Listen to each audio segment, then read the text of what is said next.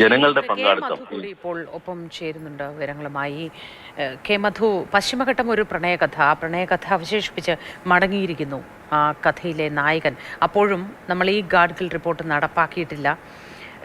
താഴെത്തട്ടിൽ സ്കൂളുകളിൽ പോലും ഈ ജൈവ വൈവിധ്യവുമായുള്ള പഠനങ്ങളിൽ പോലും എത്രത്തോളം അദ്ദേഹം കടന്നു ചെന്നിരുന്നു എന്നത് നമുക്കൊക്കെ അറിയാവുന്ന കാര്യമാണ്.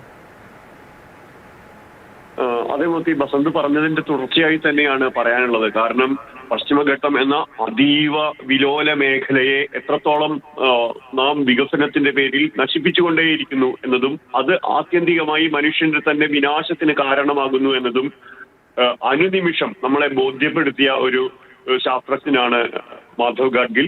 അദ്ദേഹത്തെ സംബന്ധിച്ചിടത്തോളം പശ്ചിമഘട്ടത്തെ പറ്റി അദ്ദേഹം എഴുതി മാതൃഭൂമി പുറത്തിറക്കിയ ആ ഒറ്റ പുസ്തകം മതി മലയാളി നേരിടാൻ പോകുന്ന വരാനിരിക്കുന്ന വലിയ ദുരന്തങ്ങളുടെ കൈപ്പുസ്തകമായി മാറുന്നതും അതുതന്നെയാണ്. കാരണം ഓരോ ഘട്ടത്തിലും വികസനം എത്രത്തോളം അശാസ്ത്രീയമായി നടത്തുന്നു, വികസനത്തിന്റെ പേരിൽ നമ്മൾ നടത്തിക്കൊണ്ടിരിക്കുന്ന ഓരോ പ്രവർത്തനങ്ങളും പരിസ്ഥിതിയെ എത്രത്തോളം തകർക്കുന്നു, അത് ഓരോരോ ജീവിവർഗങ്ങളെയായി ആത്യന്തികമായി മനുഷ്യനെ തന്നെ നിശേഷം ഇല്ലാതാക്കുന്ന ഒന്നായി മാറുന്നു തുടങ്ങിയ കാര്യങ്ങളെല്ലാം അദ്ദേഹം പറയുന്നുണ്ട്.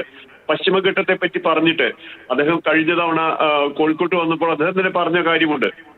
ഉറക്കം നഷ്ടപ്പെടുന്ന അവസ്ഥയിലേക്ക് പശ്ചിമഘട്ടത്തെ പറ്റിയുള്ള പഠനം മാറുന്ന കാര്യമുണ്ടായി. ആ വിധത്തിൽ പശ്ചിമഘട്ടം എന്നത് ഒരു പ്രദേശത്തിന്റെ മാത്രമല്ല മുഴുവൻ മനുഷ്യരാശിയുടെയും അതിജീവനത്തിന് അനിവാര്യമായ ഒന്നായി മാറേണ്ടതുണ്ട്. അത് ആ വിധത്തിൽ കാണേണ്ടതുണ്ട്.